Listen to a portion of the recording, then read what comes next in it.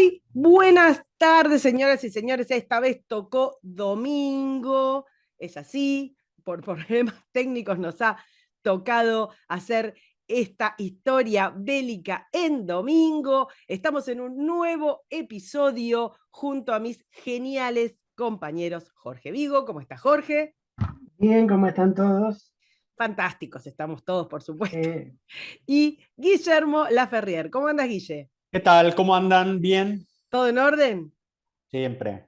Bueno, vamos a hacer, y no sabemos, no tenemos idea de qué tiempo nos va a llevar, ténganos paciencia, vamos a hacer el ascenso al poder de Hitler, porque es algo, digamos, que venimos pensando desde que largamos esto, pero es tan complejo el personaje y su contexto y demás que nos parecía que había muchas cosas que no se podían explicar, digamos, del desarrollo de la Segunda Guerra sin explicar desde los orígenes del personaje.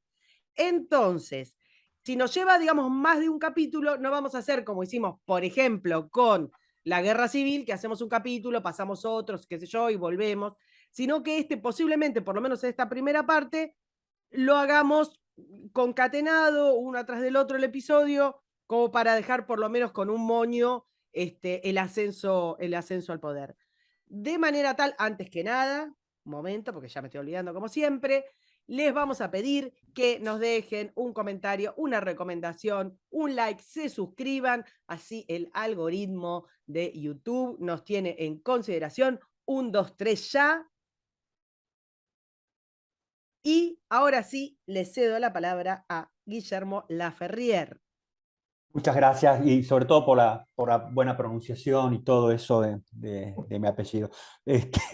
Bueno. No, che, cuando hablamos de Hitler, ¿viste? Y a veces se hacen comparaciones, se suele decir, bueno, pero es un exceso, ¿no? En realidad, cuando vemos el ascenso al poder de un tipejo, porque es el término que se me ocurre, como Hitler, no es que sirva de comparación para otras situaciones en otros países del globo, sino que, digamos, en cuanto a la magnitud de lo que significó Alemania que llegara al poder el enfermo ¿sí? Pero sí sirve para entender que tipejos de esta calaña pueden llegar al poder.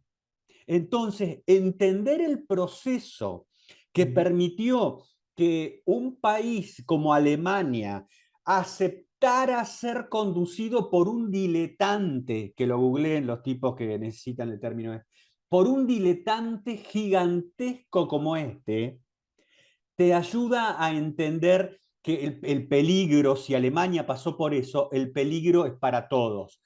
Y lo bueno que tiene también esto, y acá termino, es que nos muestra también a varios otros personajes que por el hecho de haber sido valientes en una guerra, no significa que sean los hombres más adecuados para conducir un país.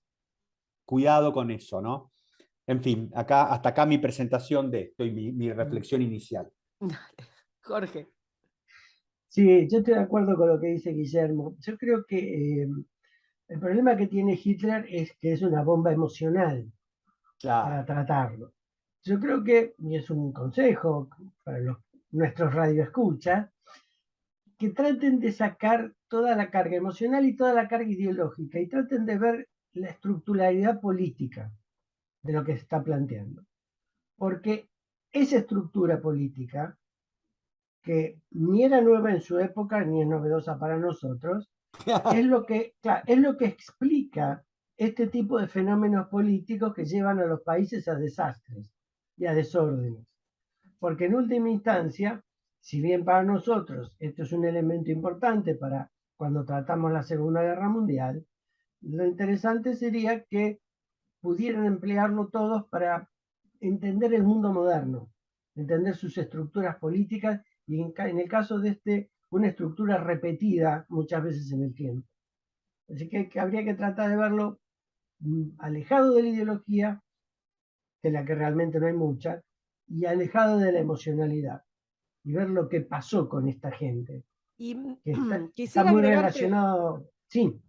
una cosa respecto de lo que comentaba Guille, porque en general hay como un efecto medio metonímico en esto, que es cualquiera que tenga alguna, digamos, cualquier fenómeno político que tenga una sola característica, digamos, similar, relativa, contigua a lo que fue el ascenso de Hitler, el nazismo, digamos, ya lo tildan de nazi. Claro. Y eso no solo banaliza, digamos, lo que fue el horror, pero sacando la carga emocional, digamos, haciéndole caso a Jorge, impide entender digamos, la enorme telaraña, digamos, que es condición sine qua non, cuyas líneas son condición sine qua non para que un fenómeno como, digamos, como el nazismo tenga lugar. No alcanza con que haya un loco No. Claro, no. asesino suelto.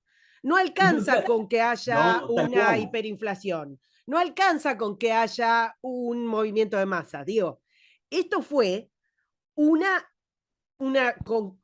acumulación de factores desafortunada que se alargó en el tiempo, digamos, es como, entonces no sirve solamente con decir, bueno, como esto, entonces ya tal, se entiende, porque Sí. si nos va a llevar a nosotros, digamos, un montón de tiempo a explicar solamente, digamos, una década, para explicar de dónde viene, hacia dónde va, solamente una década previa al omnipoder de Hitler, es que no sirve solamente con decir, ¿entendés? Digo, no sirve solamente con tomar una parte para explicar el todo. Claro. Es banal y además no es real.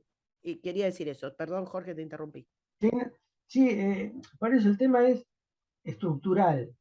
Y cuando uno dice estructural es toda la estructura, no un pedacito. Hay que ir armándola toda. Y tiene cosas interesantes, es decir, todos tenemos una repulsión hacia Hitler y nadie le va a quitar el mote de asesino ni nadie le va a quitar la responsabilidad del Bueno, holocausto. guarda, acá en la tierra argenta hay varios Ahí sí, admiradores. hay varios Hablemos de gente delirantes. normal, digamos. Claro, Varios, pero hay una cruzados, cosa, cristianos que admiran al... y bueno, como este era católico, Claro. se suben igual. Bueno, pero Lo es lo que que estamos pasa, hablando de tomar la parte por el todo. pedacito. Claro, porque además hay una cosa, cuando uno hace lo que vos decís, toma un pedacito y son todos nazis, lo que perdemos de vista son las personas que están acá. Porque acá hay asesinos, hay arribistas, hay aprovechadores, pero hay gente muy inteligente y capaz, ¿eh? Porque si no, a veces uno reduce los regímenes brutales a un grupo de brutos. Claro. Y no es así. Hay que mirar muy bien quiénes están en juego. Porque eso también hace digamos, al detalle de la estructura, para poder trasladarla o darla precisamente como un esqueleto político de funcionamiento. Así que hay que mirarlo con mucho cuidado. De hecho, esto que estamos hablando nosotros empezó a suceder, digamos, hace unos 30 o 40 años.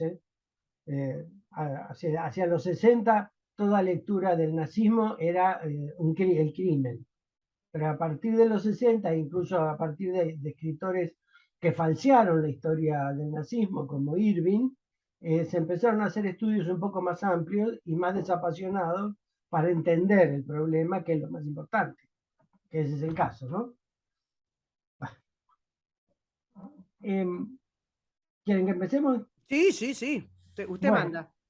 empecemos con esa foto, por supuesto, desde después del 33 y bastante avanzada, pero es la imagen del poder de Hitler. Sí, para Si quienes pasamos no a la... nos están viendo, nos están escuchando, la portada, digamos, de esta exposición es, digamos, una de las fotos icónicas de Hitler sobre el famoso auto, con las masas atrás y las banderas con la esvástica, pero esto ya estamos en el momento de apogeo. No, Así es. y además, ¿no es cierto? Sumemos que en esta foto lo interesante es que el tipo, el movimiento de este tipo logra cambiar hasta inclusive la bandera del La país, bandera. trae símbolos asiáticos que los mezcla con la mitología alemana. Es un combo Sí. tan En extraño este que momento que después, no me quiero adelantar, pero en Sí, este momento que yo los vengo jorobando tanto a Jorge como a Guille, es un momento que ya Hitler está empepado, me parece bastante. Y sí, que lo vamos a ver después, pero que a mí es una de las cosas que más me llama la atención, no solo, digamos, del Hitler yonki, sino de su entorno, porque no me entra en la no. cabeza, es de las cosas que más me cuesta entender de todo este proceso. sí, que lo Eh, tomaran en serio a este, como lo claro, tomaron en un tipo serio a que Bueno, estaba, Mussolini, ¿viste? Lo que mismo. estaba, no sé, pero de 1940 me parece que estaba en Narnia. Eh, Pero bueno, en fin, paso, Jorge. sí, pasemos a la primera. Bueno, aquí lo que tenemos es la foto del padre de Hitler, mm, eh, que como vemos tiene un uniforme. Esto es importante ¿por qué? Porque cuando Hitler escriba Mi lucha, él va a decir que proviene de un hogar pobre, sí, humilde, como se dice ahora, ¿viste? Humilde. Eh, pero en realidad, el padre de Hitler era un funcionario del Imperio Austríaco, era funcionario de correos. Si yo mal no claro. recuerdo, llegó a ser comisionado de correos de Brunau, que es donde nace Hitler. Es decir, no era una familia pobre, pobre, era clase media acomodada, digamos. Vivían bien, no con mucho lujo, pero vivían bien para la época. Y se casa con una sobrina o sobrina segunda, según lo quieran ver, que es Clara, a la que le lleva 23 años. Eh, el padre de Hitler era un golpeador, ciertamente, era borracho, Sí. las tenía todas. Así que la vida de Clara no fue muy buena. Tuvieron, si yo mal no recuerdo, unos 5 hijos, de los cuales 2 murieron antes de que Hitler sobreviviera, que aquí está en su foto de bebé, como si debe ser la única foto agradable que tiene.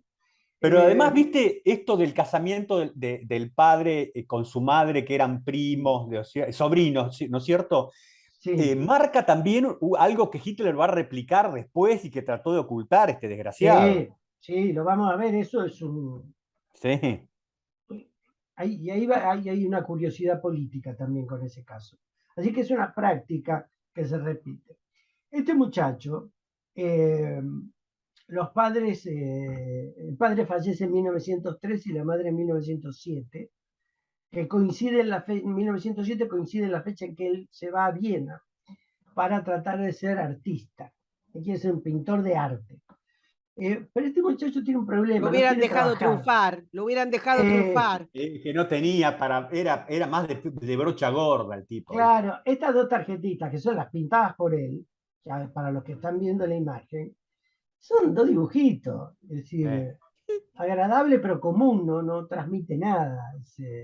Es como sacar una foto, no tiene mucho. Eh, ¿Y qué pasa? Él puede ir a Viena en parte por una dote que queda de la herencia del padre y una ayuda de una tía que le da unos 300 marcos, que es como para vivir un año cómodamente o 2 con alguna privación. Pero el tema es que él va a Viena y no trabaja. Nunca en su vida ha buscado un trabajo formal. Vamos a ver que has trabajado de algo, pero no un trabajo formal. Él quiere ser artista, y me imagino que soñaría con pintar y que le compraran los cuadros por millones. Mm. Eh, y cuando va a Viena, empieza a vivir la vida de Viena, y hasta que él entra en el ejército pasa de eh, alquiler de habitaciones en casas de familia a algunas organizaciones que concentran dormitorios para hombres, a dormitorios públicos. Che, Eh, convengamos que la Viena de su época era comparada con París en cuanto al arte, ¿no? sí, claro, es decir, Tipo va, el hay tipo movi- apuesta fuerte por eso. claro, hay movimientos artísticos muy importantes en Viena, que también se producen en Alemania y que son muy diferentes a los de París, y son más de vanguardia, más de avanzada, y que después cuando él llegue al poder lo va a aplastar a todos. Claro. Pero Bueno, pero aparte, recordemos fuertemente esto, él es austríaco, es Sí, un producto del imperio austrohúngaro, no es un alemán. así Está, es.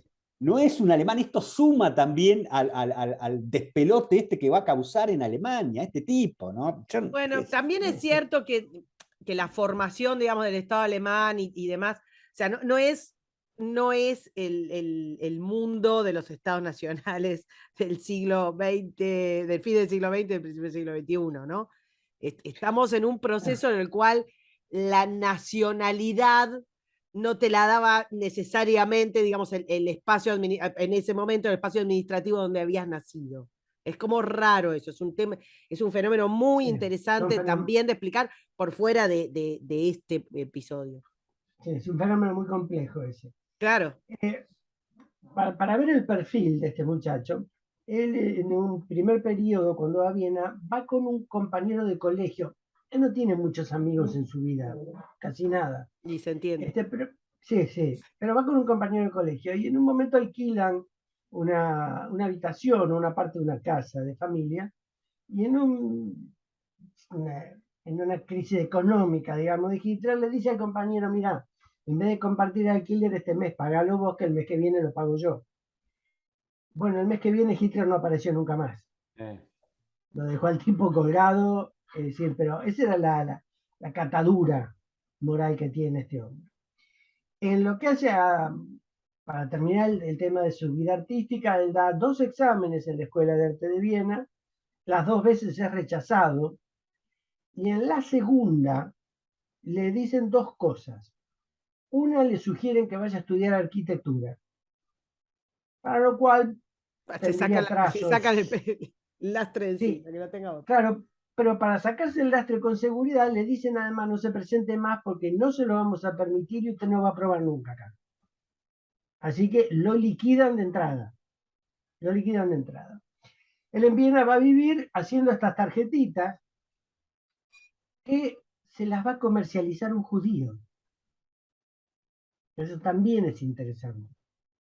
Porque acá en Viena era muy antijudía en esa época. Había movimientos y había periódicos antijudíos, pero él todavía no está metido en ese tema. Lo lee y lo conoce como lo ha conocido cualquier vienés de la época, pero no se mete mucho en el tema. Sí está preocupado como cualquier ciudadano de la situación del país, y de eso sí habla mucho con la gente con la que se reúne o con la que convive en estos dormitorios comunes, y su gran pasión es la ópera. En lo que sí gasta, y incluso en ropa, es a concurrir a la ópera. Le interesa mucho, le gusta mucho la ópera, y así que su pasatiempo es pintar estas tarjetitas, ver si las vende, tomar café, leer los diarios e ir a la ópera. No hace ninguna otra cosa. Ahí también, ¿no es cierto? Un punto, ¿no? En esto que los que han condenado a Wagner por ser, digamos, la semilla del nazismo, viejo, aflojen 2 puntos. Claro, de Wagner hay algo interesante ahí, que lo menciono ahora porque después no vamos a olvidar. La única persona de la familia Wagner que le caía a la que Hitler le cayó simpático es a Winfried, que era la nuera de Wagner. Porque al hijo de Wagner, Siegfried, no le cae para nada y no lo puede ni ver a Hitler. Lo tolera por una cuestión de política o una cuestión social. Pero no, los Wagner de sangre no lo pueden ni ver a Hitler. Así que también ahí hubo cierta perversidad en no entender cómo fue la relación. Y que simplemente era un gusto musical. Con menos gravedad le pasó a Franz Lehár. Claro. Que fue obligado a entregarle como regalo de cumpleaños todas sus partituras, una copia de sus partituras encuadernadas en cuero de Rusia y dorado. Así que hubo mucho manoseo porque esa emocionalidad contra el nazismo hizo que muchos pagaran el pato. Algunos injustamente, como Lehár y Wagner, y otros con mayor justicia, como Heidegger. Claro. Ha habido de todo. O como Carl Schmitt, que fue un sinvergüenza, y después terminamos hablando de él como si hubiese inventado el derecho internacional. Es decir, tampoco están así. Así que hay mucho del tema Heidegger en la película de Hannah Arendt. De Hannah Arendt, sí. ahí cuentan la crisis de todos. Sí, para los que no la hayan visto, la verdad que es magnífica la película, Sí, abre como mucha interrogante, mucha reflexión por la brillantez sí, de la vida y de la obra de Arendt, ¿no? sí, está bien contada. Las Sí. ideas de ella que cuentan están muy bien contadas. Pero La verdad que está muy bueno. este choque y esta cosa que se le produce a uno en la admiración de alguien que luego te produce repulsión, está absolutamente plasmada en la relación de Arendt con Heidegger. Por eso Con tiene... Heidegger, exactamente. Bueno, él va a vivir así en Viena, arrastrando su alma. Eh, Una vida bohemia, podemos decir. sí, pero de vago. Sí, de vago, sí, sí, sí, sí, Siempre sí, vivió mantenido por los restos sí, de los dineros del padre, los restos de los sí. dineros de la madre, la ayuda de esta tía y la venta de estas tarjetitas postales que más o menos lo ayudaban a sobrevivir. Acá marquemos también que no hay, no hay una base de conocimiento de la historia del pensamiento político, del parte No, del no, ¿viste? No es un chanta el tipo. no, eso le, No estamos hablando de un intelectual. Pero no, eso le, claro, no, ese es, Su doctrina, si la podemos llamar así, digamos, gira siempre en círculos sobre 2 o 3 ideas. No tiene no, ningún tipo de desarrollo de ninguna característica, ¿no? tal cual. Y eso es lo que es otro punto para anotar, ¿no es cierto? Es decir, no es que hay acá nos encontramos ante, digamos, equivocado, pero una estructura de pensamiento que tiene raíces y una lógica. No, no hay nada no, de eso. no, el contacto con la intelectualidad política le va a llegar mucho después, muy reducido, y Y lo va a cuando tiene interpretar poder, como él, sí, lo va a interpretar como él quiera. Tal cual. Pero, claro. porque además, y decir, yo esto, en Mussolini se ve mejor, porque además Mussolini lo declara. A Mussolini, luego de la marcha sobre Roma, creo en el 23 o en el 22. 24, no, es decir, pero por eso digo, 23-24 Ah. es una entrevista con un periodista. El periodista le pregunta cuál es la doctrina del fascismo. Mussolini lo mira y le dice, ¿qué doctrina? Nosotros no tenemos doctrina, nosotros tenemos oportunidades. Claro, claro. Me Es hace más, acordar a la doctrina de algún admirador de él, colega mío, ¿no? no, le voy a decir dos cosas. Mucho de eso está acá en Hitler. Y 2 meses antes de morir José Núñez, dijo eso de Perón. Ah. Dijo que Perón no tenía doctrina, sino que tenía oportunidades. Y un pecador entre nosotros. Sí, Uh, pero un pecador peronista, no, era Núñez. de vos, digo, ¿cómo podés mencionar eso, no? Descarriados. ¿Pasamos de esta etapa? Sí, ¿Paso?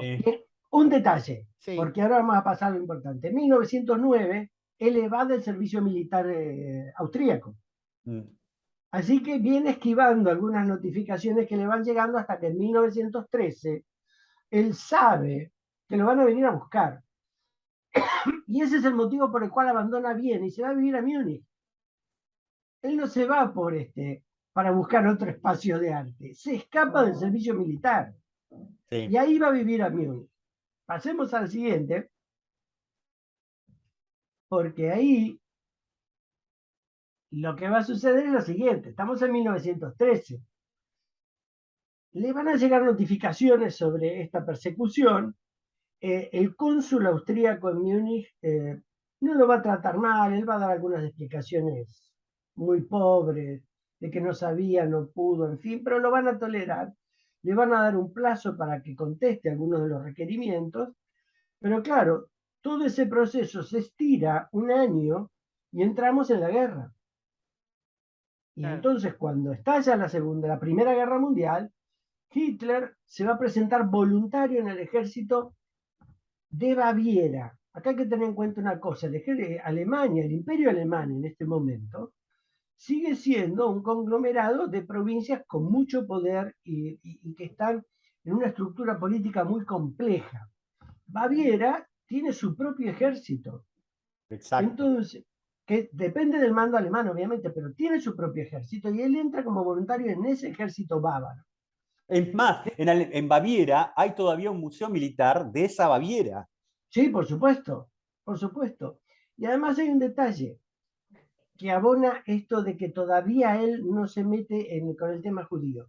El ejército, todo el ejército alemán de la Primera Guerra Mundial, pero particularmente el bávaro, tenía muchos soldados y muchos oficiales judíos. Sí. Y nadie los perseguía ni nada, porque muchos de esos soldados y oficiales han recibido la Cruz de Hierro. Así que no es un gran problema. Sí, sí. Y acá el tipo, viste, en su servicio militar, se destaca como un tipo, digamos, no de muchos, que no hace muchos amigos, No, es cierto. que es obediente, ¿no? Pero que no descolla como un tipo inteligente ni creativo. No destaca por eso. Sí destaca después, vas a mencionar lo de las cruces de hierro, ¿no es cierto? Que el tipo Sí, tuvo valor, eso, ¿no? Y tuvo sí. una misión difícil, el tema de ser un soldado de enlace, ¿no es cierto? O estafeta, era extremadamente peligroso en la guerra de trincheras, ¿no? No, sí, él lo que hace es, como decía, no tiene muchos amigos, pero se vuelve para mí es un correveidile, ¿no? No es mucho más que eso. ¿Por qué? Porque él encuentra cierto reconocimiento en eso, en servir a su oficial, servir al regimiento, encuentra un reconocimiento. Y eso es lo que lo lleva a ser correo, que es una de las tareas más peligrosas en la Primera Guerra Mundial. Sí. Porque hay que ir del mando del regimiento al frente, que está todo muy justo, pero cuanto más al frente vas, más peligroso se te pone. Entonces, ese reconocimiento Les debe de ser consulto algo respecto de eso. Creo que nombramos el accionar de Hitler en la Primera Guerra. No me acuerdo si en la que hicimos del Somme, pero que habíamos nombrado.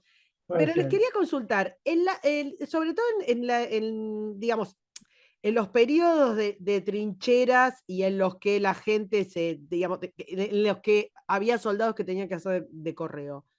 ¿Había un entrenamiento especial para eso? No, lo que buscaban, buscaban a alguien que conociera bien el camino de las trincheras, ¿no es cierto? Que ya podemos decir que para su primera cruz de hierro era más complicado porque se estaban recién estableciendo las trincheras, ya en el 18 era como, había calles y carteles, un montón de cosas, ¿no? Y se buscaba a alguien que pudiera no solamente leer esos caminos, sino que fuera rápido para buscar cubiertas, para entender cuándo se producía una pausa de fuego y que le permitiera moverse. Claro, hay una película que seguramente ustedes vieron, que está hecha en una sola toma, de no sé si es correo, son dos soldados. 1917, muy buena. Exacto. Muy buena. Bueno, otra peli que recomendamos que es impresionante, realmente es impresionante. Y que tiene, ¿no? Eso, que el conocimiento, o sea, el tipo que agarra y sale y va, y va en esa. Si había algo, si había una especialidad dentro de esa maquinaria para el que iba, el que mandaba mensajes, porque eso era locura. Algo que, cuidado, aún hoy se hace, porque, sí, claro. porque las comunicaciones pueden fallar, el equipo de comunicaciones se puede romper y llega un momento que tenés que mandar a alguien a avisar a algún lado, che, ¿pasa esto o qué hacemos? O sea, ese negocio sigue vigente. En esto nadie lo ha investigado o no hay datos, pero a lo mejor esa destreza de dibujo y de visión estructural como para que le recomendaran arquitectura, le sirvió para poder hacer ese diseño de viajes Claro. dentro del regimiento. A lo mejor eso fue una virtud que le detectaron sin identificarla con nombre. Exacto. Y además se habrá presentado como alguien confiable, porque si no, un jefe de regimiento no lo va a poner como correo.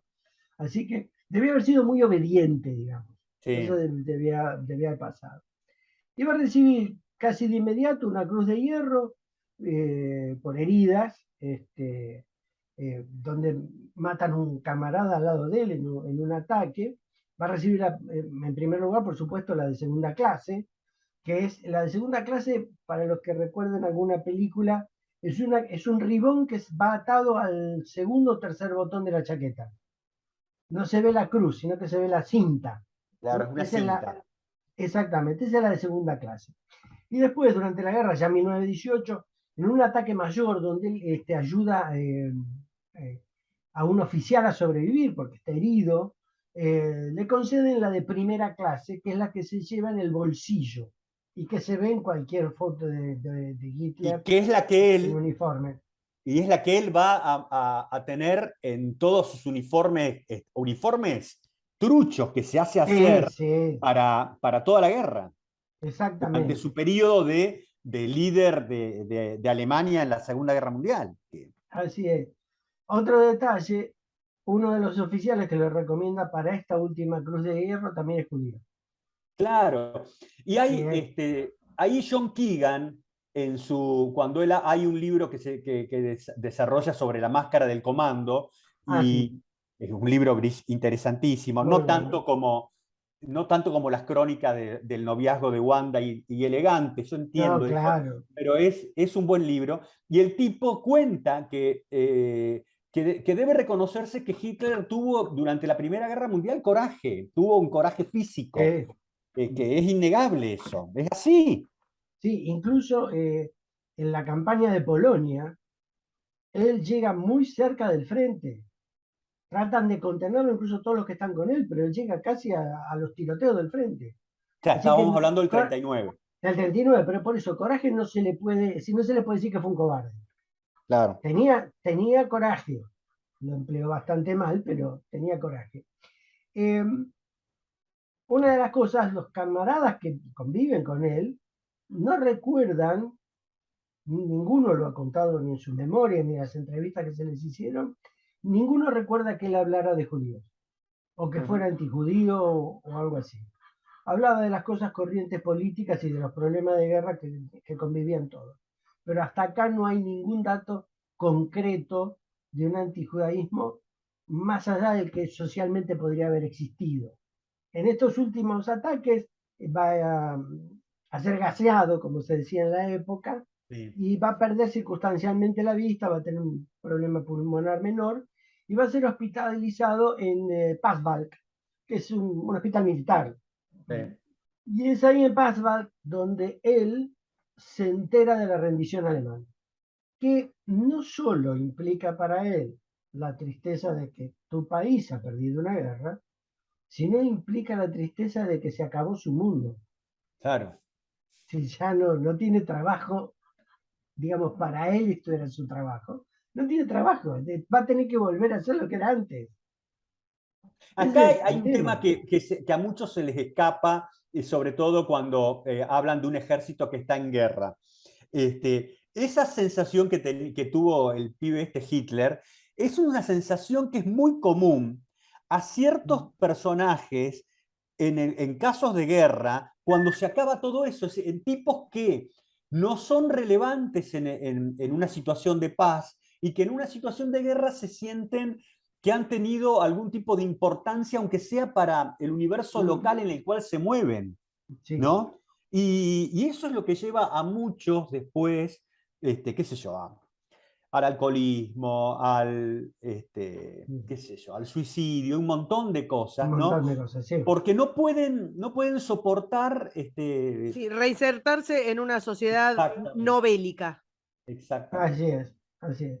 Eh, eh, no me quiero As- ir muy por las ramas, pero tiene que ver con las viejas leyendas de los guerreros míticos, que en la guerra son maravillosos y en la paz nadie sabe dónde metérselo.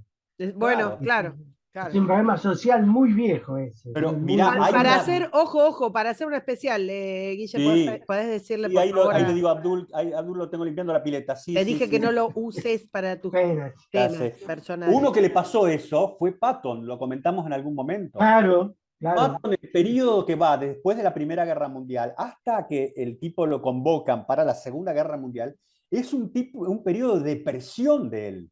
Total, Pero escúchame, absoluta. nosotros lo hemos hablado también, no solo de personas, sino de qué corno haces con un ejército, con una milicia, con un grupo de gente que utilizaste en un asedio o en una guerra, una batalla, y que después se terminó. ¿Qué haces con esa gente? Claro, es un El paquete completo, ¿no? Ni Bueno, siquiera claro, que antes lo soltaban y los tipos depredaban, hacían Por del eso te absurdo. digo ahora que le pidas por favor a Abdul que anote el especial, que no Sí, sí, porque eso tiene que tener una evolución a lo largo de la historia, que hiciste, sí, lo digamos. tiene, lo tiene, lo tiene. Que fue un problema luego de la guerra civil en Estados Unidos, sobre todo con los también. confederados, ¿eh? Bueno, claro, por ejemplo, tal cual. Ah, Dale, dale. mire, es un problema tan viejo que en las sagas vikingas se los conocen como berserkers a Mm. estos tipos.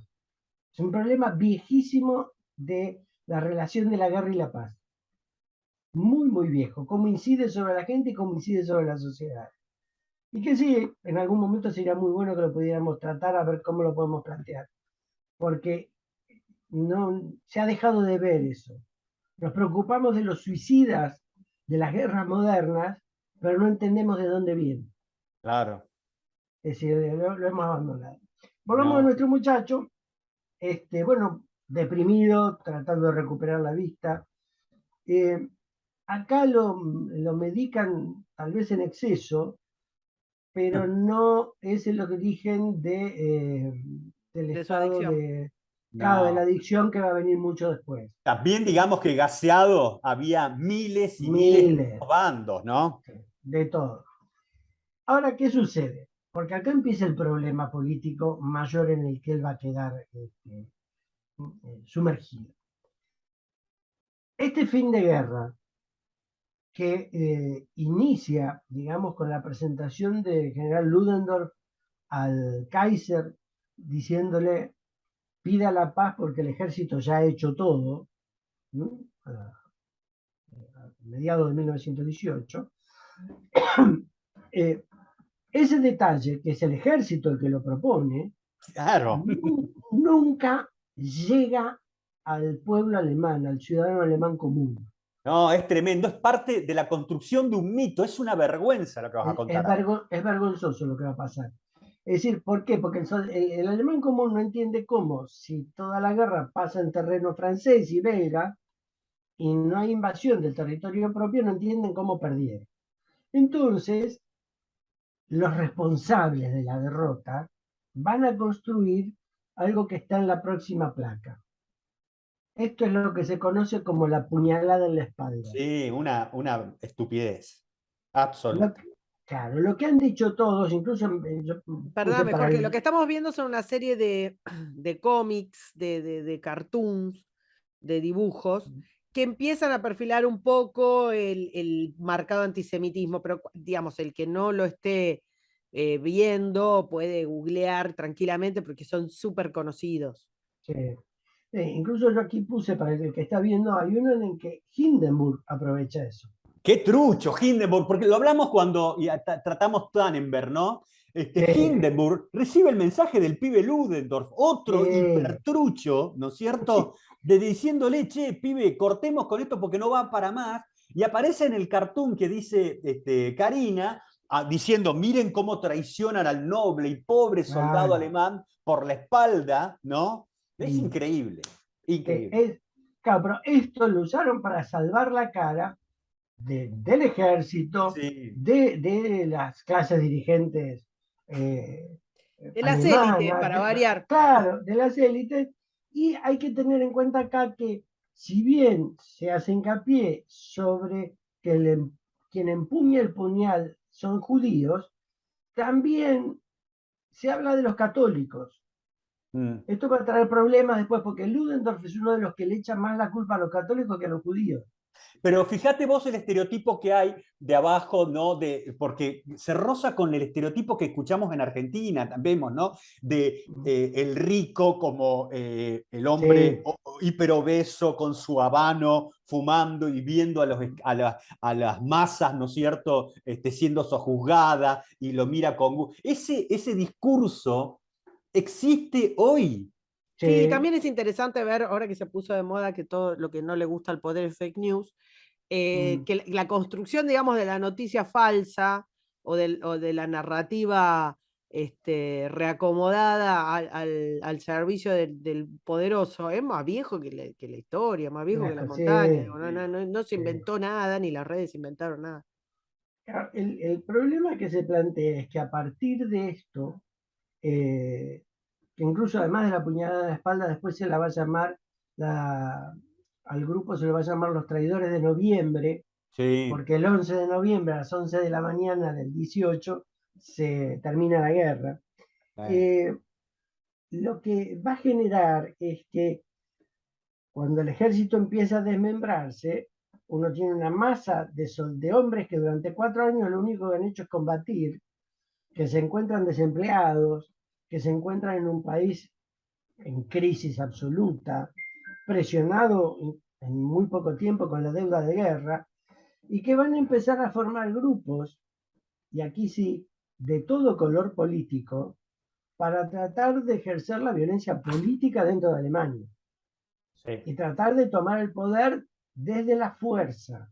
Los ¿No? Fliegerkorps, ¿no? ¿Cómo se Los llamaban? Freikorps, la Claro. Freikorps son unos, la Stahlhelm, que son los cascos de hierro también, pero también, Lo que está ojo, diciendo Jorge, perdón, son grupos paramilitares en serio, con tipos absoluto. armados con armas largas, con camiones, con casco, uniforme, bandas militares, símbolos de bandera. Es increíble, en paralelo a un ejército regular reducido por los tratados de Versalles. Es la anarquía lo que estaba describiendo Jorge. Exactamente, y cuando eso se lo pueda reducir, porque esto también es importante, lo que vamos a encontrar es que todos los partidos políticos que peleen legalmente por cargos tienen un brazo armado.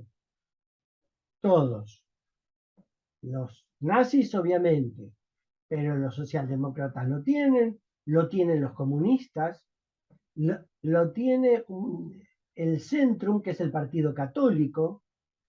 Es decir, la violencia política está permanentemente en la calle y va a estar, digamos, hasta que Hitler llega al poder, solamente decir, no es que va a desaparecer, sino que va a quedar concentrada, pero va a estar permanentemente en las luchas políticas esto.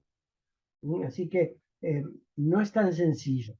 Bueno, las limitaciones de Versalles son muy pesadas, el plan de deuda de guerra es terrible.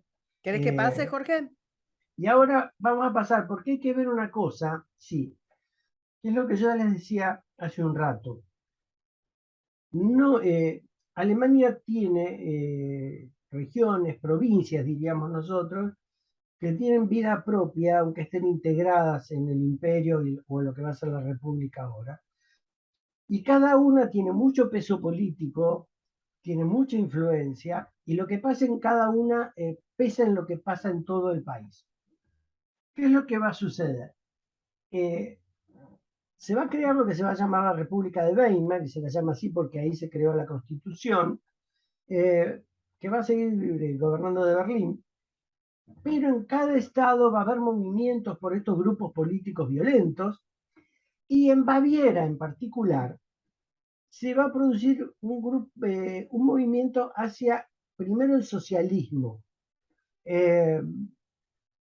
Hay un fuerte rechazo a los conservadores, hay un fuerte rechazo sobre todo a la derecha, y más o menos tratan de hacer algo, pero esto es curioso y todo lo que vamos a ver, pasan las cosas con mucha rapidez. Después de varios fracasos en muy breve tiempo, llega a la presidencia de Baviera, digamos, el primer ministro de Baviera, Kurt Eisner. Eisner es un socialdemócrata.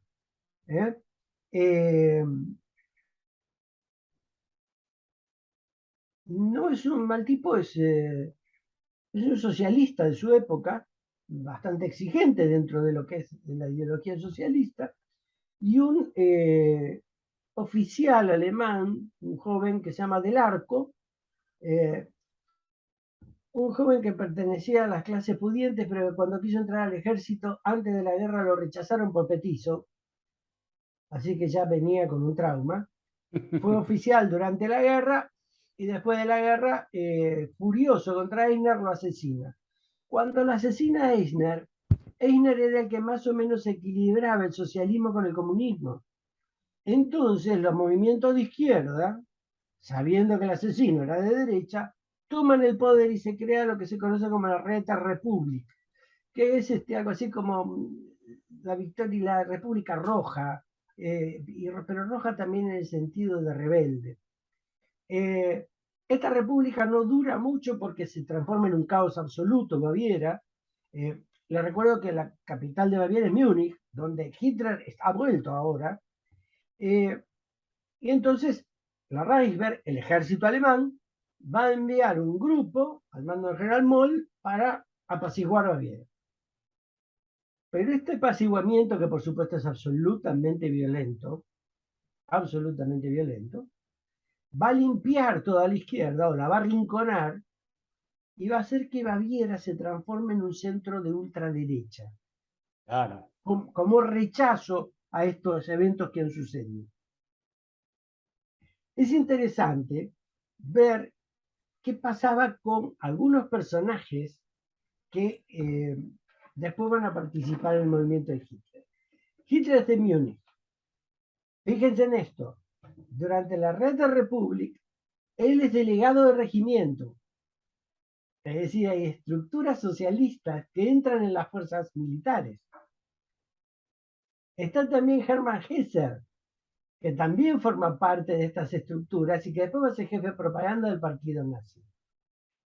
Sepp Dietrich, que después va a ser general de blindados del SS. Sí, y uno muy, muy eficiente, digamos. Muy eficiente. Era el único, era un suboficial, pero era el único que entendía de tanques cuando terminó la guerra en Alemania. Sí. Es presidente de un consejo de soldados. Son organizaciones socialistas. Julius Reck forma parte del Ejército Rojo de Baviera, que después va a ser el chofer durante varios años de Hitler y un confidente.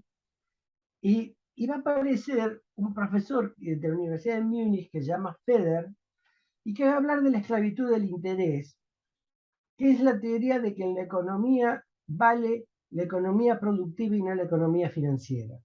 Otra truchada. Pero mirá cómo persiste eso, ¿eh? Sí, claro. Truchada básica, porque sin financiar. Sí, lo que pasa que, Guille, ahí empezás a tener, digamos, un reacomodamiento de lo que son los préstamos de reconstrucción, o sea, ahí se empieza a generar como ese resentimiento.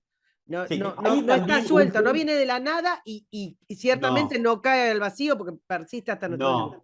No, y también parte de la base de, y esto no es que es la culpa de que, porque Hitler ya estaba, pero me refiero a si vos tenés una nación que ha quedado resentida por haber perdido la guerra, y vos encima le ponés cargas que la van a hacer que no pueda resurgir, ¿me comprendés? Estás alimentando el monstruo. Sí, esa miopía que tuvieron los líderes de Occidente de posteriores a la Primera Guerra Mundial, especialmente, y esto no es porque esté Jorge acá, Francia. Sí, por supuesto. Francia actuó por despecho con este tema, de que tenía razón para estar enojada, no me cabe la menor duda que tenía razón. Sí, pero actuó sin inteligencia. No, por supuesto. Por supuesto, las memorias de Fox son absolutamente claras en eso. Claro. Es decir, fue una brutalidad. Lo que pasa es que tampoco nadie ve, y eso es un problema que todavía tenemos hoy. Cuando uno mira a la izquierda acá, la izquierda sigue presentando, yo esta foto, hay una foto para la que está viendo, que hay un grupo de personas donde hay soldados, civiles y demás con bandera roja, con una gran bandera roja. Parece San Petersburgo. Claro, ¿por qué? Porque es como la izquierda moderna. La izquierda moderna tiene la ventaja, digamos, de que conserva el mito, conserva la imagen mitológica. Y el problema que se está planteando acá es que le aparece otro monstruo, que es una derecha extrema y brutal, que también construye un mito. Y que lo supera. Claro. Y construye ese mito utilizando los mitos de que genera la izquierda. Bueno, claro. A ver, y esto también es importante. Claro, esto es importante considerarlo. Llevamos 2 años de la revolución rusa. Sí. O sea, a la cual Es inmediato. Alemania alimentó, ¿eh? Por supuesto, supuesto. otro capítulo de Sila Abdul. Otra, Pero, No, si ahí otra lo vuelta. tengo, ahora sí, Claro. ahí dejo. Y fíjense que el problema, que para mí todavía subsiste, es que la izquierda y la extrema derecha conservan los mitos, mientras que las democracias estables carecen de mitología. Sí, porque lo repudian. No, Claro, es un gran porque problema repudian eso. esa parte de la naturaleza humana. bueno, Claro, pero es muy difícil ese equilibrio. Claro, no, está bien, pero es la estructura. Es la estructura que tenemos. Ya Pero veremos cómo fíjate se vos, arregla. es difícil el equilibrio. Mirá Israel, ha generado un mito histórico, ¿me comprendés? De su, Sí. que se arrastra con la Biblia y toda esa historia, ¿no es cierto? Ha generado un mito. La república que nace con la generación del 80 en Argentina genera un mito. También, Claro, sí, es cierto. claro. Claro, es que, la verdad, la ideología es un manual, Claro. es una guía. Nunca se lleva a la práctica completamente, pero es nada más que una guía. Para convencer a la gente de que algunas cosas de esa guía hay que aplicarlas, si no se la acompaña con lo que llamaríamos marketing de mitos, y es muy difícil convencer a la gente. Pero ahí, apoyando lo que Ese estás es el diciendo, vos fenómeno. fijate que vos estás hablando en esto, que en el momento primitivo del nazismo, cuando está naciendo, Sí, ya hay una mirada de ya tener existe. propaganda, Sí, claro, de por tener tipos, supuesto. una oficina que se encargue de vender un producto a la gilada. Sí, eso va a ser muy importante para que el nazismo pueda crecer. Pero Es claro, fundamental. Es fundamental. Ahora también hay una cosa. Estos personajes que hemos nombrado, que están de momento en la izquierda bávara, pero van a terminar en la extrema derecha, están en un periodo de confusión y oportunismo. No saben qué sí. hacer. Hacen lo que pueden para sobrevivir. No lo justifico, pero realmente están en una situación de presión social y de vida Y absoluta. el caos económico de Alemania. Claro, es Es un un caos, desorden un desastre. fabuloso. Ahora, ¿qué sucede? Cuando la Reichswehr reordena Baviera, vamos a la página siguiente, crea un departamento de información. El Mirá. departamento de información lo que buscaba era adoctrinar, en principio, a oficiales. El jefe era Karl May, un capitán, y que va a tener algunos soldados, oficiales, suboficiales a su cargo para esa tarea. Entre los que está Hitler, porque Hitler todavía no ha sido desmovilizado. Así que cobra todavía el ejército, eso va a seguir hasta 1920, pero al empezar a trabajar en este departamento de información como informante, va a tener un sueldo adicional. Así que más o menos va a manotear de todos lados. ¿Qué pasa? Para que informante qué era, tenía que infiltrar principalmente en partidos políticos para ver cómo era el ambiente político, social existente. Pero ¿qué pasa? Mayer, muy inteligentemente, yo quiero decir una cosa, Mayer primero lo cobijó a Hitler y después lo detestó. Se salvó de suerte, murió, lo ejecutaron en el 45, pero hasta el 45 vivió porque terminó preso con Hitler y demás. ¿Qué pasa? Para que los informantes supieran de qué tenían que hablar, le van a hacer un curso en la Universidad de Múnich. Esta es la primera vez que Hitler se acerca a la política desde el lado académico. La primera vez. Va a tener a Feder con esta teoría del interés y va a tener un profesor de historia que es von Müller y todo está enfocado desde la derecha. Es decir, también estos cursos son de adoctrinamiento. Müller es el primero que descubre que en el grupo de estudiantes, cuando él los deja solos, Hitler es uno de los que más habla y que sus compañeros lo escuchan y le prestan atención. Y Müller le dice a Mayer que lo empiece a usar mejor que como un informante, que le busque un mejor trabajo. A partir de estos cursos, Hitler se vuelve un especialista en antisemitismo. Recién acá. Entonces Mayer lo va a mandar a Estamos Hamburgo. hablando de los tempranos 20, digamos. Sí, sí, esto es, Claro. estamos en los 20. Lo va a mandar a Augsburgo a dictar un curso también de adoctrinamiento, y Mair va a recibir una carta donde le piden que explique cómo es este fenómeno del antisemitismo y el problema político alemán y demás. Y Mair se la da a contestar a Hitler, y esa es lo que se llama la carta de Gemlich, que es la primera declaración de puño y letra de Hitler de antisemitismo, además de algunas otras cosas que va a mencionar sobre el desorden alemán y demás. Y acá, ¿qué es lo que pasa? Él se da cuenta de algunas, es decir, él empieza a hablar de algunas cosas, por ejemplo, separa al judío de raza y religión, es decir, considera al judío un problema de raza, no un problema de religión, ya propone la eliminación y con esto construye su Weltanschauung, es decir, su visión del mundo, donde solamente los arios y Sí, sí, todo. toda esa locura que plantea, pero además se empieza a dar cuenta, por ejemplo en Augsburgo, que él habla y la gente le presta atención. Mm. Empieza a darse cuenta que tiene un recurso que él no había usado habitualmente, no tuvo oportunidad, de hecho, y, y empieza a cobrar confianza sobre eso. Claro, pero vos Cuando, fíjate, tenemos a un diletante que se va armando de apuchitos de cosas, que descubre que tiene capacidad de orador, ¿no? Y tenemos del otro lado masas de gente desesperadas, dispuestas a escuchar algo que tenga coherencia en el caos en que viven, ¿no? exactamente, por eso no es raro el resultado de la elección en Italia.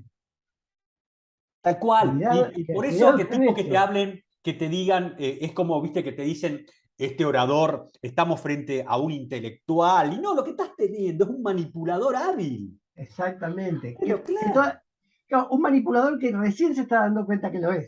Es decir, él claro. está aprendiendo de sí mismo. Karl May lo va a mandar a infiltrarse en el Partido Obrero Alemán que dirigía Anton Drexler. Y él acá también, ya en las primeras reuniones, pasa algo. Los oradores hablan muy poco o casi no hay, y en una de las reuniones él toma la palabra. Estas Mm. reuniones se hacen en cervecerías. Eh. Sí, después vamos a ver una foto de la gran cervecería de Múnich, pero Las eh, reuniones en cervecerías tenían que ver también con las restricciones impuestas por la rendición. No, para mí era por un no, tema social y era un lugar donde se juntaban los varones a consumir sí, cosas y si vos ves las fotos de la cervecería de Múnich, era mm, un lugar inmenso, Sí, sí, sí, sí, muy pero digo, grande. pero el fenómeno de las cervecerías, más allá de la icónica, mm, que los mítines tuvieran que ver como una cosa más social y menos como política, oficialmente política en un espacio político. Yo pensé no, que, mi ignorancia sí, absoluta, pensé que no, tenía no, que ver con... yo creo que es una práctica social, reunirse en la Sí, cervecería, como lo va a hacer en la Revolución Francesa los cafés. Claro. claro. Va a tener esa forma, es una forma social, que después va a cobrar vuelo, obviamente, como centro de discusión política, pero me parece que es una práctica social. Incluso va a tener un uso particular en el 23 eso. Eh, claro, Drexler, así como otra gente del partido, es Perdón, ahí otro... nadie se le ocurrió, viste, así como algunos quieren prohibir a Wagner, prohibir la cerveza. No, no, de ninguna manera. De ninguna manera. Igual el otro día me enteré que la cerveza estuvo prohibida en Islandia desde 1915 hasta 1990. Bueno, Una cosa loca, pero bueno. Eh, eso porque Drexler se... no estaban Sí, bajo el dominio de su majestad, viejo, si no, no, y bueno, nunca ¿qué le hubiera va a hacer? pasado. Eh, Drexler se sorprende también Mm. y entiende que es una figura valorable. Lo invita a participar del partido, le dan el carnet del partido, hay una discusión si fue el socio 7, si fue el 550, el 3200, que no tiene mucho valor porque hay documentos falsificados. Pero bueno, empieza a participar y Drexler se da cuenta que llama a más gente. Todavía, cuando estamos hablando de más gente, acá estamos hablando de entre 800 y 1200 personas. Va creciendo muy lentamente. Pero en febrero de 1920, vamos a la página siguiente, ya que Hitler ha cobrado más valor y está más interesado en el partido que en su servicio de informante. Y también hay que destacar una cosa. Él empieza a cobrar espacio en el partido porque mientras los otros que forman parte del Partido Obrero Alemán trabajan privadamente y después van al partido, Hitler no tiene ninguna otra cosa que hacer. Claro. Así que hay una dedicación directa. En febrero de 1920 se produce un congreso del partido y aparecen estos 25 puntos, de los cuales yo mencioné algunos, que después, casi forzadamente, Hitler, unos años después, los va a nombrar como puntos fundamentales o puntos inevitables, no me acuerdo qué nombre. Uy, me hace acordar a las verdades de algún lugar. Ahí está, se llaman los 25 puntos inalterables, que son muy parecidos a las 20 verdades. Sí, que es una cosa. Una boludez de una casa. Tal cual. Francamente, una chantada. Y en los 25 puntos aparece el espacio vital. Sí. Ya aparece negarle la ciudadanía a los judíos. Esto no es solo Hitler, es el Partido Obrero Alemán. Ojo con eso. Ojo, Hitler, lo del espacio vital es anterior a Hitler, ¿eh? Es anterior, él lo aprovecha. Sí, claro, sí, viene con Ratzel y con otros pibes anteriores a él, ¿eh? Habla de la esclavitud de los intereses, que decíamos recién. Habla de confiscar los beneficios de guerra, esto es, aquellos que se han enriquecido con la guerra. Sí. Habla muy ligeramente de una reforma agraria. Pero es clave, ¿eh? Donde tenés a alguien que te habla de reforma agraria, ahí hay un dictador oculto, siempre. Sí, si dice reforma agraria, hay que levantar la banderita colorada, porque no hay caso, siempre. Bueno, acá tenemos algún estúpido que se dedica a No, eso. uno tenemos como y hablando de estupideces locales, también vamos a perseguir a los especuladores. Claro, a los agiotistas. Claro. Ahora, y esto debe tener mucho que ver con la época, hablan de la protección de la clase media, no de los humildes. Pongo acá, que hay una visión diferente. Es decir, tal vez sea la única visión equilibrada que tengan. Sí, bueno, pero ojo, porque es el mismo sujeto del socialismo, el sujeto obrero. Sí, no es mucho más que eso. Pero fíjate lo que vienen ahora, ¿no? Porque todo les va a sonar de los que nos siguen y que hacen bien en seguir, ¿no? A un discurso conocido. Pero extendido para todos los costados, ¿eh? Regulación de la prensa. Claro. Bien común por sobre el individual. ¿Qué leyeron? La doctrina social de la iglesia, viejo. A mí me van a condenar por perdóname, Guille. Bien común. Lo tenés en prácticamente, no sé, el 90% de las plataformas políticas de todos los. Sí. ¿Y quién define el bien común? ¿Dos o tres pibes? Exacto. Acá, por eso decir, no hay. Parece que seguimos chapaleando en el mismo barro. Y fíjense que te lo toma a la izquierda, a la derecha, cualquiera dicen más o menos la misma tontería. Es decir, algunas cosas que pueden ser serias, pero llenas también de tonterías. También hay una cosa importante acá, que es la neutralidad religiosa, porque ya empieza a haber un problema. Mientras que la masa alemana es protestante, Baviera es católica. Entonces hay que tener cuidado acá. Están en Múnich, la capital de Baviera.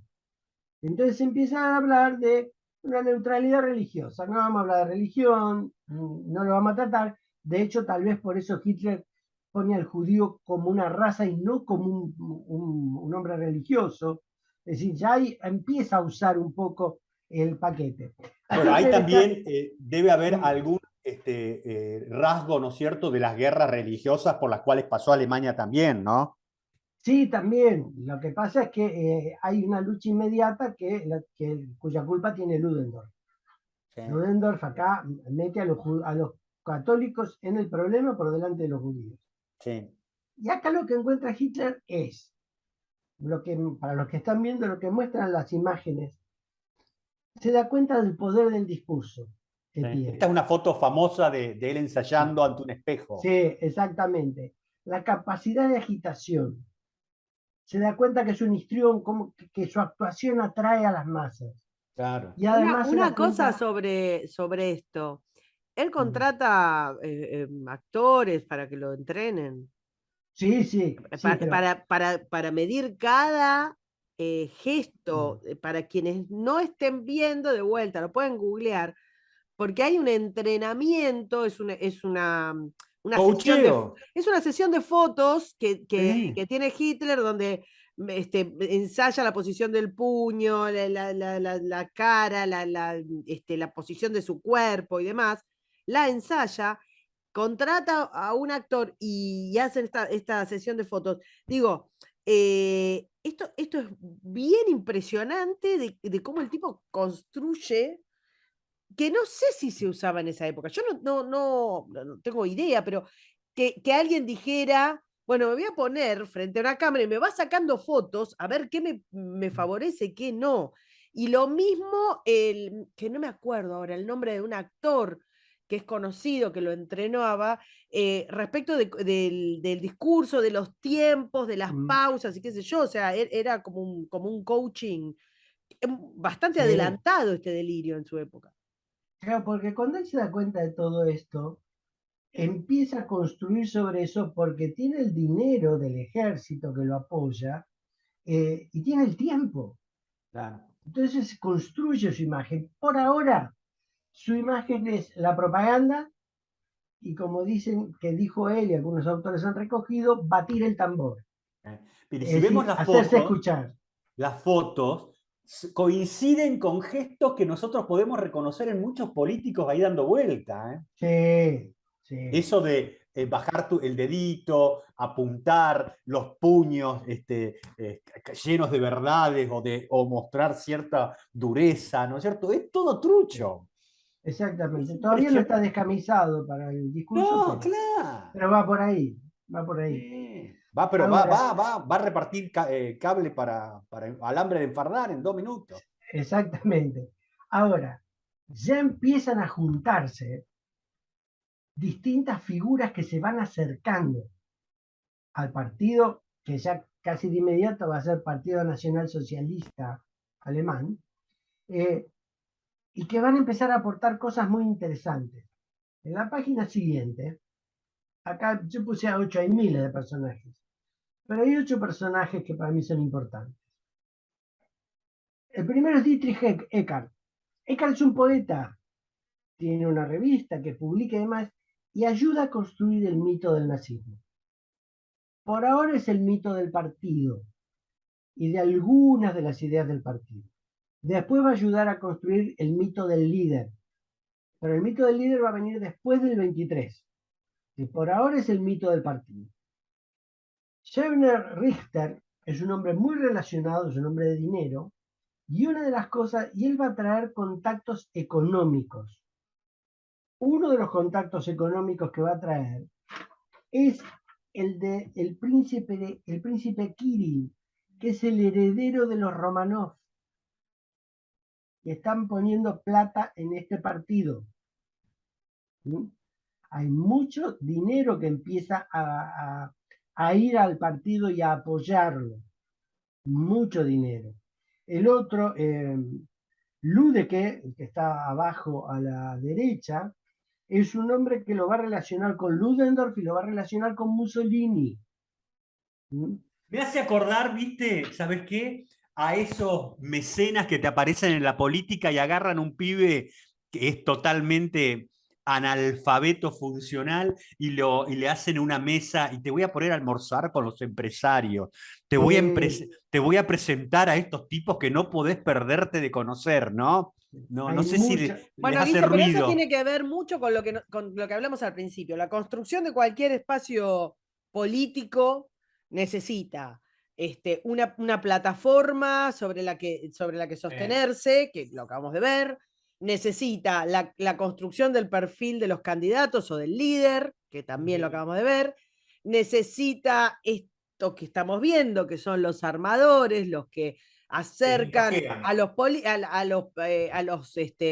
se llama? A los donors, a los que van a poner guita. Y los que ponen guita, históricamente, y también se puede ver en muchas construcciones políticas, Es como una ruleta, ponen un poquito en cada lado, vos Ah, invertís. sí. Alguno te va a Exactamente. salir, ¿entendés? Y bueno, y ahí se va generando, ni siquiera es ideología, es una cuestión No, de, no.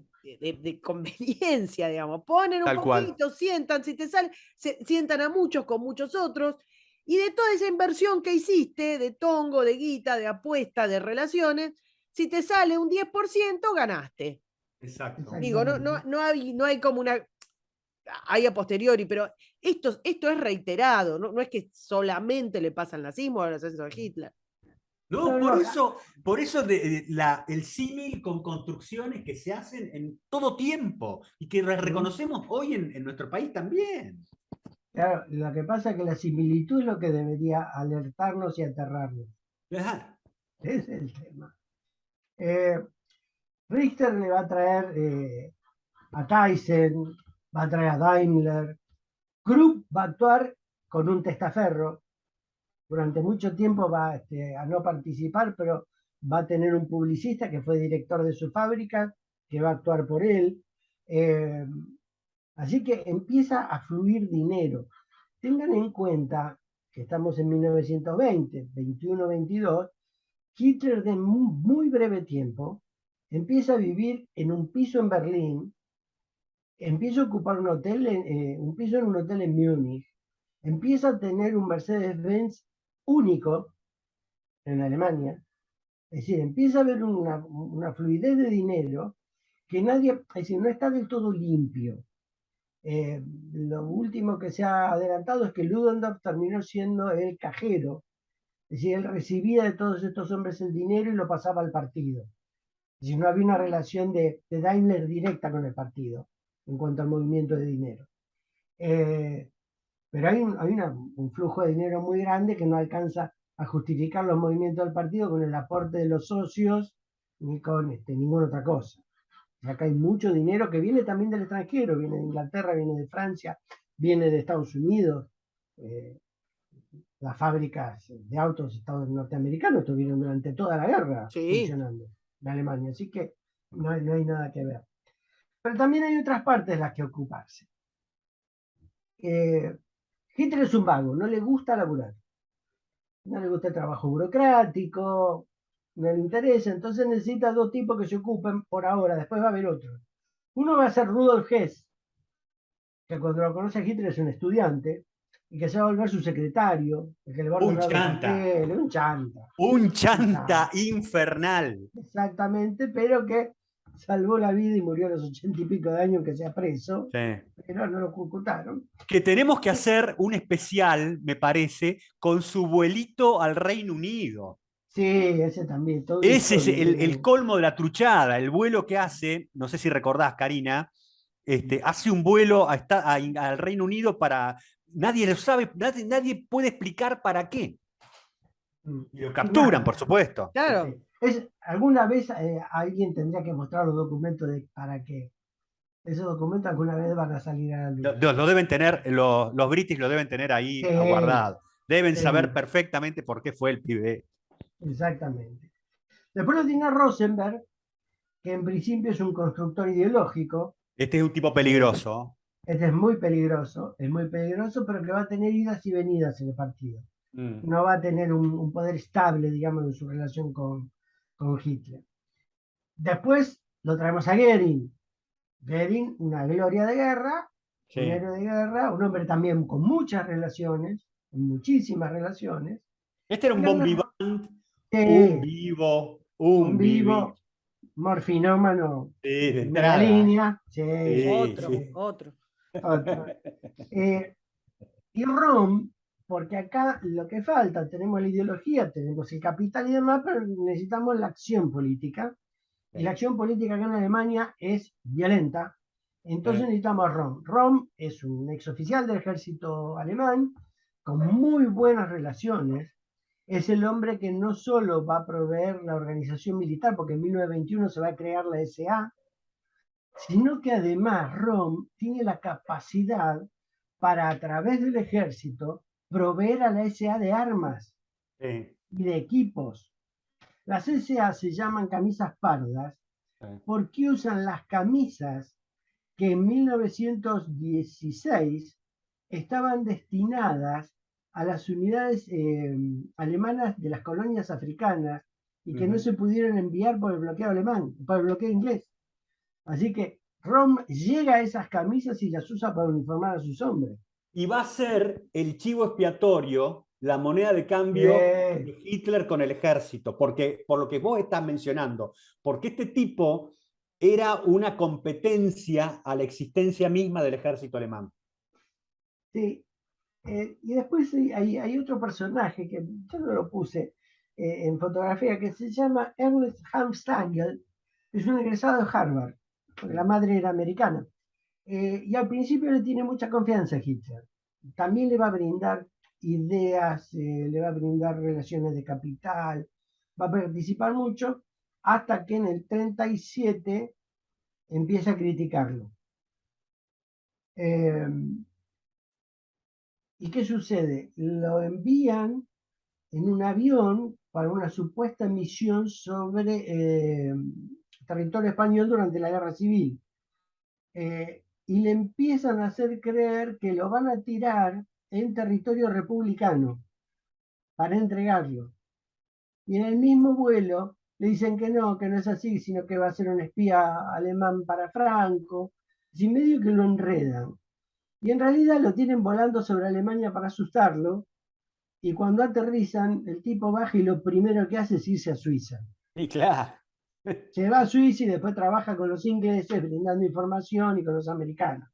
A veces uno de los que logra, la ve venir y se salva. Pero se va juntando mucha gente, hay mucha más gente que esta. Eso también es llamativo. Tal vez lo que haya que ver es que la propuesta que hace el Partido Nacional Socialista haya sido nueva, fresca, diferente, no sé cómo llamarla, pero haya sido atractiva. Que tenía mucho, digamos, es interesante porque vos comentaste hace un ratito el tema de que Hitler empieza a ver en las cervecerías que tiene orejas cada vez más. Sí. Y en el plano de la élite, que es lo que estás mostrando ahora, también tiene orejas. Había Así pasto es. para que prenda. Claro. Que es lo que venimos diciendo. Hitler solo no conseguía nada. Exactamente. Es decir, pasan dos cosas ahí. Hitler solo no consigue nada, pero Drexler en el partido se da cuenta que sin Hitler no puede llevar el partido adelante. Claro. Es decir, se complica la situación allí. Es decir, Hitler necesita el partido, pero el partido lo necesita desesperadamente a él. Y esto es lo que debe haber atraído también a tanta gente sobre Hitler y no tanto sobre el partido. Lo cierto es que llegamos a 1923. ¿Paso? Sí, pasemos a la siguiente. Baviera está en este momento dirigida por un primer ministro, ¿sí?, que se llama Kahr, y que tiene dos manos derechas, digamos, que son Lossow, que es el responsable del ejército, el bávaro, y Seisser, que es el jefe de la policía. A estos se los conoce como el triunvirato de Baviera, porque tienen dominado todo. Hay una cosa más, aquí hay unas idas y venidas bastante prolongadas con la prohibición de hablar en público. Hay bastantes problemas, de hecho Hitler va a terminar preso un mes por violar una de esas prohibiciones, por ahí por el 21 o 22. ¿Qué pasa? ¿Qué es lo que quieren estos tres? Estos tres quieren tomar absolutamente el poder de Baviera. Ya la dominan, pero quieren eliminar a toda la oposición. ¿Qué hacen? Van a Berlín a hablar con el general von Sick, el jefe del ejército en ese momento. Y von Sick, al que se lo conoce por la esfinge porque no se rió nunca en su vida, cuando lo quieren meter en este enredo político, él que es un militar profesional absoluto, lo saca poco menos que a patada. Dice, el ejército no se va a meter en esto. De hecho, también el ministro de guerra, que era Gröner, tampoco le da ningún apoyo. Entonces estos se vuelven a Baviera sin nada, pero se les ocurre declarar un estado de emergencia, que también se había declarado en Alemania a título general, precisamente por la crisis económica en la que estaban viviendo y los desórdenes con los grupos paramilitares.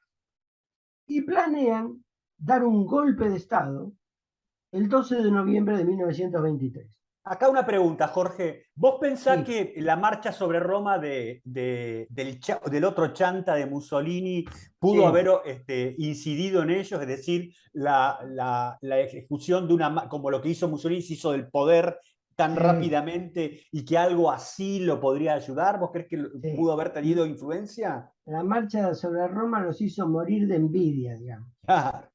Estaban enloquecidos, estaban buscando su propia marcha sobre Roma. No Y la sabían cómo inmediatez, hacer. perdón, y hay una cosa, porque esto después no ocurre, a modo de organización. Yo creo que deberíamos terminar más o menos, cerrar hoy El putsch. con el putsch, Con el porque, golpe. claro, porque ya Es mucha llevamos un rato largo información. y seguimos la semana que viene. Sí. Pero, y digamos, no quiero spoilearle a la gente, pero no tiene el mismo efecto el putsch que la marcha sobre Roma. No, La por idea supuesto. sobre esta gente y sobre lo que venís, y sobre este espíritu de época que venís describiendo, que vienen ustedes describiendo también, la idea de la inmediatez de la marcha sobre Roma es esa, eso les hacía crecer los colmillos. Sí, Éxito sí, inmediato, con nada, sí, con nada. con nada, con nada, exactamente. ¿Y podemos hacer un paralelo, digo, entre lo que era la situación de la Italia de Mussolini que le permitió llegar tan rápidamente al poder con esta Alemania? ¿Ustedes creen que sí? Yo creo que hay un tufillo parecido, Bueno, ¿no? pero sí, la Eh, inspiración completa, la admiración. Después, la relación Hitler-Mussolini, cómo empieza de una manera y se da vuelta, ¿no? Es la Y sí, tortilla. bueno, porque claro. exactamente. Es más, Sí, adopta modismos del chanta de Mussolini, pero después se da cuenta rápidamente de que era un diletante peor Sí, que él. relación que hemos desarrollado en batallas Sí, sí. posteriores que hicimos sobre la Segunda Guerra. Pero, perdón, Jorge, te interrumpí. no, Quería decir esto de la inmediatez, el sí, efecto de la marcha, y vayamos como dándole forma para cerrar con esta parte y proseguimos la semana que viene. lo que hace Hitler se entera de este movimiento, Hitler, su gente, ¿no? Obviamente, y entonces le quiere madrugar el golpe. El 8 de noviembre les aclaro una cosa, el golpe de la cervecería se planeó en 24 horas, Ah, claro. no es una cosa muy planeada, en 24 horas. El 8 de noviembre se iba a Locura. producir en... Perdóname, antes de que avances, ¿cuál es la relación de Hitler real con el triunvirato, o por lo menos con algún miembro del triunvirato? tenían contactos a ver si podían establecer alguna relación, pero el triunvirato quería el poder para él. E No había ideológicamente manera. estaban paralelos, más o menos. Extrema derecha. Está bien, Pero el triunvirato tiraba más a católico. ok. Así que no daba mucho la relación. Entonces, ¿qué sucede? El 8, el triunvirato hace una reunión en la Burger Braukeller, que es la cervecería, que para los que están viendo, hay una foto ya con las banderas nazis, esto es posterior, pero esa era la cervecería. Un lugar inmenso, inmenso, donde se ven hasta las mesas servidas. ¿Cuánto pagarían de ABL ahí? Sí, una barbaridad. ¿Qué Dale ideas pasa? al pelado. Estos tres es un acto político, van a hablar y demás, y de repente aparece Hitler con 2000 tipos del SA adentro de la cervecería, cerca de la cervecería. Hitler se sube al escenario, digamos, donde van a hablar, tiene que tirar 2 o 3 tiros al aire para que se callen y le permitan hablar. Entonces lo que dice es que acaban de tomar el gobierno de Baviera, que van a instaurar un nuevo gobierno en función de todas las ideas de siempre, ¿no? La derecha, los judíos, toda la historia. Ahora, después de decir eso, con los otros tres parados en el escenario que no saben qué hacer, aparece Ludendorff vestido con el uniforme imperial alemán, hablando de propaganda.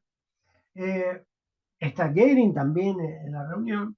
Entonces, en un momento, después de hacer ese discurso de apertura, de declarar la toma de Baviera, Hitler se los lleva a los tres a una parte y lo que les dice es que van a armar un gobierno. Hitler va a ser el presidente de Baviera. Karl va a ser el regente. Fíjense cómo los va a integrar. Al Lossow lo va a nombrar ministro de guerra, ya que es el responsable del ejército, y a Sieber lo va a ascender a ministro de policía, ya no jefe, sino ministro de policía. Y Ludendorff va a ser el responsable del ejército bávaro. Estos tres le dicen que sí. Digamos, se lo proponen casi a punta de pistola. Claro, te iba a decir, tampoco le van a decir mucho que no. Es interesante que mientras se hace esta reunión en una parte, no a la vista del público, obviamente, el que trata de contener a la cervecería es Goering. Entonces Goering le dice no, que se calmen, que no se hagan ningún problema, y que lo que mejor pueden hacer es seguir tomando cerveza. Esa fue la frase, ¿eh? Así. Es banania. No, sí, es banania. Bueno, están haciendo esto, mientras tanto Rom toma ¿cómo se llama? Las instalaciones del gobierno, pero no toma la central telefónica. Así que las comunicaciones quedan abiertas. Por supuesto que se producen ciertos movimientos fuera de la cervecería. Entonces Hitler lo deja a cargo a Ludendorff y sale a ver qué pasa afuera, supervisar el movimiento. Ludendorff habla con el triunvirato y el triunvirato les dice que se quieren ir. Y Ludendorff le dice, si ustedes me dan su palabra de caballeros, yo los dejo ir. Por supuesto le prometieron, le juraron sobre la guía telefónica y se fueron. En cuanto se fueron, levantaron el teléfono, alertaron a la policía, al ejército, a los mandos políticos y por supuesto vino el contragolpe de gobierno. Se los llevaron puestos a todos. En la desesperación empiezan a suceder algunas cosas. A las 2 de la mañana del 9 de noviembre, casi las 3, se anuncia el rechazo del golpe. Es decir, ya está licuado el golpe. Entonces Hitler, una de las primeras órdenes que da es saquear la imprenta de gobierno. ¿Por qué? Porque en esa imprenta se van a llevar la suma, creo que son 14.000 millones de marcos, que después de los nuevos marcos no van a ser más que 30.000, porque con eso le tiene que pagar a las tropas que participaron del golpe. Claro. Así que saquea todo eso. A mediodía, junto con los 2.000 que iniciaron el movimiento, empiezan a marchar por las calles de Múnich y ahí los para la policía y algunas fuerzas del ejército y se produce el famoso tiroteo, donde lo hieren a Hitler, matan a algunos, Goering también sale herido, Ludendorff sale ileso, están todos ahí en la marcha, y lo detienen a casi todo. A Ludendorff lo detienen unos minutos, después lo liberan, porque es el gran héroe de guerra, porque este es el que más acomodado está. Y días después, el 11 de noviembre, lo van a detener a Hitler y lo van a llevar a proceso. Así que esto es, hasta digamos, aquí. Claro, desde la inteligencia, madrugar el golpe del enemigo no estuvo mal, pero no se podía planear en 24 horas. Un detallito solo. Tenemos una imagen en donde están los golpistas, la foto es bastante conocida. Si se ve, Hitler ya no está usando uniforme militar. No. Ya está vestido de civil, está con un traje muy elegante. Hay una construcción de él mismo para ampliar el marco de su público. Ojo con lo que viene ahora, ¿no? Sí. Y tiene algo que ver el cambio de vestimenta con que, yo no recuerdo si fue ese mismo año o el año anterior, en el Día de Alemania, Hitler comparte el palco con Ludendorff y con el príncipe de Baviera. Pero él queda como un visitante del palco, frente al esplendor de los uniformes de los otros dos. Le faltaban perifollos. Claro, entonces él necesita hacer contraste acá. Por eso cambia la ropa. Y la va a cambiar después de estar preso también. Tal Va a cual. empezar a tener aspecto de político civil común. por decirlo de alguna Exactamente. manera. Exactamente. Nada en la historia de este tipo es casual. Sí, No, nada no, espontáneo, nada. nada. Bueno, estimadísimos, hemos abusado mucho del tiempo de nuestros radioescuchas, como le dice Jorge. Vamos a seguir la semana que viene, llegamos hasta acá y como verán hay muchísima tela para cortar y ni empezamos a desarmar, a desandar la historia del ascenso, así que esperamos que les haya gustado, los invitamos de vuelta a seguir, a darle un poco de manija, a compartir esto en sus redes y nos vemos la semana que viene. Hasta luego, muchachos. Chau, chau. Hasta luego, gracias. Suscríbete, me gustealo, compartilo y nos vemos en la próxima. Muchas gracias.